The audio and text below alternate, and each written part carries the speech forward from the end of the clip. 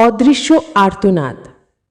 অন্ধকার ঘনিয়ে আসছিল, বর্ষার ভেজা হাওয়ায় বুনো লতাপাতার গন্ধ, আর সাথে ছিল একটা স্যাঁতস্যাঁতে ভেজা মাটির সোদা গন্ধ।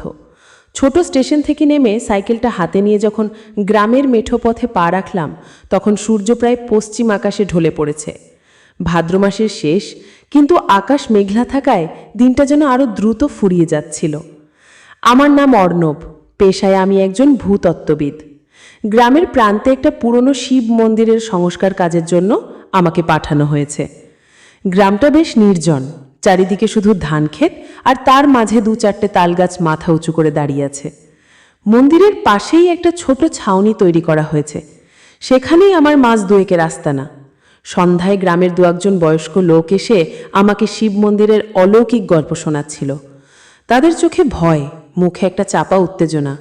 বাবা, ওই মন্দিরের ইতিহাস বড় ভয়ঙ্কর, একজন বৃদ্ধ কাঁপতে কাঁপতে বলছিলেন। বহু বছর আগে নাকি এখানে এক সাধু অদৃশ্য হয়ে গেছিলেন, আর তারপর থেকেই মন্দিরের আশেপাশে নাকি অদ্ভুত সব কাণ্ড ঘটে। আমি হাসলাম, এসব গল্প আমার কাছে নতুন নয়। আধুনিক বিজ্ঞানের ছাত্র হয়ে আমি এসব বিশ্বাস করি না। কিন্তু রাতের বেলা যখন একা ছাউনিতে শুয়েছিলাম, তখন বাতাসের শো শো শব্দ, ঝিঝি পোকার একঘেয়ে ডাক, আর দূর থেকে ভেসে আসা প্যাঁচার কর্কশ আওয়াজ মিলেমিশে একটা অন্যরকম পরিবেশ তৈরি করছিল। ঘুম আসছিল না। হঠাৎ করেই একটা চাপা গোঙানির শব্দ শুনতে পেলাম। প্রথমে ভাবলাম হয়তো কোনো বন্য প্রাণীর আওয়াজ, কিন্তু শব্দটা এতটাই স্পষ্ট আর মানুষের গলার মতো মনে হলো যে গা ছমছম করে উঠল। শব্দটা যেন মন্দিরের দিক থেকেই আসছিল। উঠে টর্চটা নিয়ে বাইরে বেরোলাম। চারিদিকে ঘন অন্ধকার, টর্চের আলোয় শুধু ঘাস আর ঝোপঝাড় দেখা যাচ্ছে। মন্দিরের দিকে যেতেই শব্দটা আরও স্পষ্ট হলো। মনে হলো যেন কেউ যন্ত্রণায় ছটফট করছে, কিন্তু কোনো শব্দ বেরোচ্ছে না, শুধু একটা চাপা গোঙানি। অদ্ভুত এক ভয় আমার বুকে চেপে বসল। আমি সাহস করে মন্দিরের দিকে এগোলাম। মন্দিরের ভেতরে প্রবেশ করতে দেখলাম শিবলিঙ্গের সামনে একটা লাল কাপড়ে মোড়া কিছু পড়ে আছে। টর্চের আলো ফেলতেই দেখলাম ওটা একটা মাটির পুতুল, কিন্তু পুতুলের মুখটা কেমন যেন বিকৃত, মনে হলো যেন যন্ত্রণায় কুঁকড়ে আছে, আর পুতুলের চোখ দুটো যেন আমাকেই দেখছে। আমি দ্রুত সেখান থেকে সরে এলাম। আমার বিজ্ঞান মনস্ক মনে সব মানতে চায় না, কিন্তু এক অজানা ভয় আমাকে গ্রাস করছিল। পরের কয়েকদিন আমি কাজের ফাঁকে মন্দিরের ইতিহাস নিয়ে খোঁজ খবর নিতে শুরু করলাম। গ্রামবাসীরা নানা ধরনের গল্প শোনাচ্ছিল, কিন্তু কোনো নির্দিষ্ট তথ্য দিতে পারছিল না। সবাই শুধু বলছিল ওই মন্দিরের অভিশাপ আছে। একদিন রাতে যখন মন্দিরের আশেপাশে কাজ করছিলাম, তখন আমার যন্ত্রপাতির অদ্ভুত রিডিং দেখাচ্ছিল। চৌম্বক ক্ষেত্রের অদ্ভুত শক্তির প্রবাহ, যা স্বাভাবিক নয়। আমার জিওফিজিক্যাল যন্ত্রগুলি যেন উন্মাদ হয়ে গিয়েছিল। আমি হতভম্ব হয়ে গেলাম। কিসের সংকেত দিচ্ছে এগুলি? গভীর রাতে যখন সবাই ঘুম, তখন আবারও সেই চাপা গুঙ্গানির শব্দ, এবার আরও তীব্র। মনে হচ্ছিল যেন কেউ আমার কানের পাশেই কাঁদছে। ভয়ে আমার শরীর হিম হয়ে গেল। আমি টর্চ জ্বালিয়ে চারিদিকে তাকিয়ে দেখলাম, কিন্তু কিছু দেখতে পেলাম না। শব্দটা যেন বাতাসের সাথে মিশে আমাকে ঘিরে ধরেছে। আমি দৌড়ে ছাউনিতে ফিরে এলাম। পরের দিন সকালে আমি গ্রামবাসীদের সাথে কথা বলতে গেলাম। একজন বৃদ্ধ বললেন, বাবা, ওই মন্দিরে যে সাধু নিখোঁজ হয়েছিলেন, তিনি নাকি এক ভয়ঙ্কর তন্ত্র সাধনা করতেন। তার সাধনস্থল ছিল এই মন্দির, কিন্তু সাধনা অসমাপ্ত রেখেই তিনি অদৃশ্য হয়ে যান। অনেকে বলে তার আত্মা নাকি এই মন্দিরেই বন্দী হয়ে আছে। আমি এসব মানতে চাইছিলাম না, কিন্তু আমার যন্ত্রপাতি আর রাতের অভিজ্ঞতা আমাকে ভাবাচ্ছিল। সিদ্ধান্ত নিলাম আমাকে এই রহস্যের সমাধান করতেই হবে। আমি মন্দিরের ভেতরে আরও গভীরভাবে পরীক্ষা নিরীক্ষা শুরু করলাম। মাটির নিচে কিছু একটা ছিল যা আমার যন্ত্রপাতির রিডিংকে প্রভাবিত করছিল। আমি খনন কাজ শুরু করার সিদ্ধান্ত নিলাম। গ্রামবাসীরা আমাকে বাধা দিল, কিন্তু আমি তাদের কথা শুনলাম না। আমার বৈজ্ঞানিক কৌতূহল আমাকে তাড়া করে বেড়াচ্ছিল। খনন কাজ শুরু হতেই অদ্ভুত সব ঘটনা ঘটতে শুরু করলো। প্রথমে মাটি থেকে এক ধরনের কালো তরল বেরিয়ে আসতে লাগলো, যা থেকে একটা পচা গন্ধ বেরোচ্ছিল। তারপর খনন করার সময় শ্রমিকদের মধ্যে একজন হঠাৎই অজ্ঞান হয়ে গেল। তার চোখ দুটো যেন ঠিকরে বেরিয়ে আসছিল আর মুখ দিয়ে গ্যাজলা উঠছিল। আমরা তাকে দ্রুত হাসপাতালে পাঠালাম, কিন্তু এসবের মধ্যেও আমি কাজ থামাইনি। আমার মনে হচ্ছিল যেন আমি এক প্রাচীন রহস্যের দ্বার প্রান্তে দাঁড়িয়ে আছি। দিনের পর দিন খনন কাজ চলল, আর আমার যন্ত্রপাতির রিডিং আরও ভয়ঙ্কর হতে লাগলো। এক রাতে যখন আমি ছাউনিতে ঘুমোচ্ছিলাম, তখন একটা ঠান্ডা হাতের স্পর্শ অনুভব করলাম আমার গলায়। চোখ খুলতেই দেখি একটা কালো ছায়ামূর্তি আমার বিছানার পাশে দাঁড়িয়ে আছে। তার মুখটা স্পষ্ট দেখা যাচ্ছিল না, কিন্তু তার চোখ দুটো যেন আগুনের মতো জ্বলছে। ভয়ে আমার গলা শুকিয়ে গেল। আমি চিৎকার করতে চাইলাম, কিন্তু কোনো শব্দ বেরোলো না। ছায়ামূর্তিটা আমার দিকে এগিয়ে আসছিল, আর তার মুখ থেকে একটা পচা গন্ধ বেরোচ্ছিল।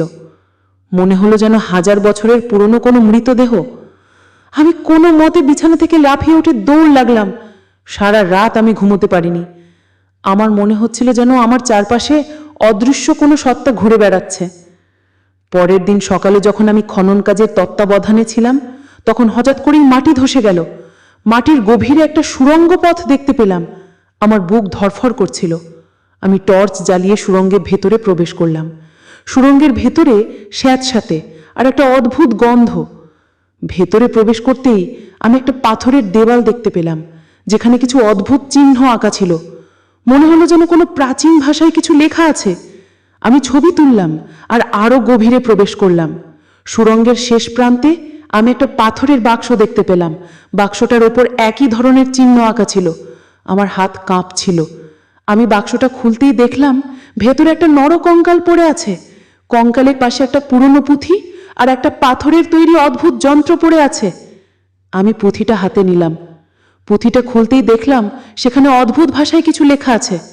আমি ল্যাটিন আর গ্রিক ভাষার কিছু জ্ঞান থাকায় কিছু অংশ বুঝতে পারছিলাম। লেখা ছিল, যেই যন্ত্র ব্যবহার করবে সে অমরত্ব লাভ করবে, কিন্তু তার আত্মাকে চিরতরে বন্ধক রাখতে হবে। আর যন্ত্রটার পাশে লেখা ছিল, এই যন্ত্র দ্বারাই আত্মা বন্দী করা হয়। আমি হতভম্ব হয়ে গেলাম।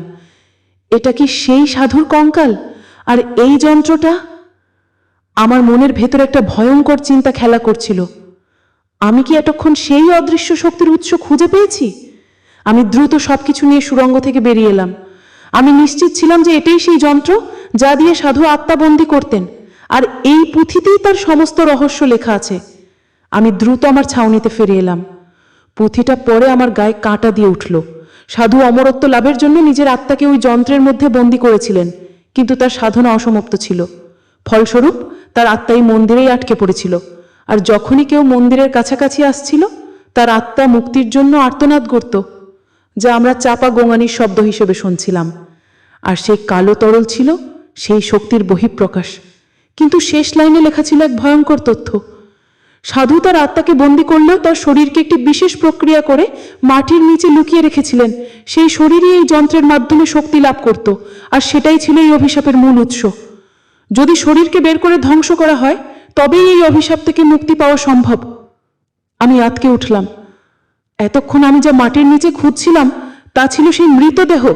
সেই ছায়ামূর্তি ছিল সেই শরীরেরই একটা অংশ, যা তার বন্যী আত্মাকে মুক্ত করতে চাইছিল। আমার মনে পড়ল সেই রাত্রে যখন ছায়ামূর্তিটা আমার বিছানার পাশে এসেছিল, তখন তার চোখ দুটো আগুনের মতো জ্বলছিল আর মুখ থেকে পচা গন্ধ আসছিল। সেটা ছিল সেই সাধুর পচে যাওয়া শরীরেরই অংশ। আমি কাঁপতে শুরু করলাম। আমার বিজ্ঞান মনে সব বিশ্বাস করতে চাইছিল না, কিন্তু প্রমাণ আমার সামনে ছিল। আমি দ্রুত পুঁথি আর যন্ত্রটা নিয়ে বাইরে বেরিয়ে এলাম। অন্ধকার ঘনিয়ে আসছিল। আমার মনে হচ্ছিল যেন অদৃশ্য কোনো শক্তি আমাকে ঘিরে ধরেছে। আমি দ্রুত গ্রামবাসীদের কাছে গেলাম আর তাদের সব কথা খুলে বললাম। তারা প্রথমে বিশ্বাস করতে চাইছিল না, কিন্তু যখন আমি তাদের পুঁথি আর যন্ত্র দেখালাম, তখন তারা ভয় পেয়ে গেল। আমরা সবাই মিলে সেই জায়গাটা খুঁজতে শুরু করলাম যেখানে সেই মৃতদেহ লুকিয়েছিল। শেষ পর্যন্ত আমরা একটা গভীর কুয়োর মতো জায়গায় সেই মৃতদেহ খুঁজে পেলাম। সেটা ছিল একটা বিকৃত পচে যাওয়া দেহ, যা দেখে আমার গা গুলিয়ে উঠল। আমরা দ্রুত সেই মৃতদেহকে বের করে এনে তা পুড়িয়ে দিলাম, আর সাথে সেই যন্ত্রটাও পুড়িয়ে দিলাম। আগুন জ্বলতে একটা ভয়ঙ্কর আর্তনাদ শোনা গেল, যা বাতাসের সাথে মিশে দূরে মিলিয়ে গেল। তারপর সব শান্ত হয়ে গেল। আমি গ্রামে আরো কয়েকদিন থাকলাম, কিন্তু আর কোনো অদ্ভুত ঘটনা ঘটল না। মন্দিরের চারপাশের অদ্ভুত রিডিংও স্বাভাবিক হয়ে গিয়েছিল। আমি যখন গ্রাম থেকে চলে আসছিলাম, তখন গ্রামবাসীরা আমাকে বিদায় জানাতে এসেছিল। তাদের চোখে আর ভয় ছিল না, ছিল এক ধরনের স্বস্তি। কিন্তু আমার মনে সেই রাতের ঘটনাগুলো গেঁথে গিয়েছিল। সেই ছায়ামূর্তি, সেই চাপা গোঙানি আর সেই প্রাচীন পুঁথি। আমি বিজ্ঞান বিশ্বাসী মানুষ, কিন্তু সেই ঘটনা আমার বিজ্ঞানকে এক নতুন প্রশ্নচিহ্নের সামনে এনে দাঁড় করিয়েছিল। আমি আজও জানি না সেদিন আমি কিসের সাক্ষী হয়েছিলাম। সেটা কি শুধু একটা বিভ্রান্ত ছিল, নাকি এমন কোনো শক্তি যা আমাদের বিজ্ঞানের বাইরের? সেই রাতের কথা মনে পড়লে আজও আমার গা ছমছম করে ওঠে। মনে হয় যেন সেই অদৃশ্য আর্তনাদ আজও আমার কানের কাছে ফিসফিস করে বলছে, মুক্তি, মুক্তি।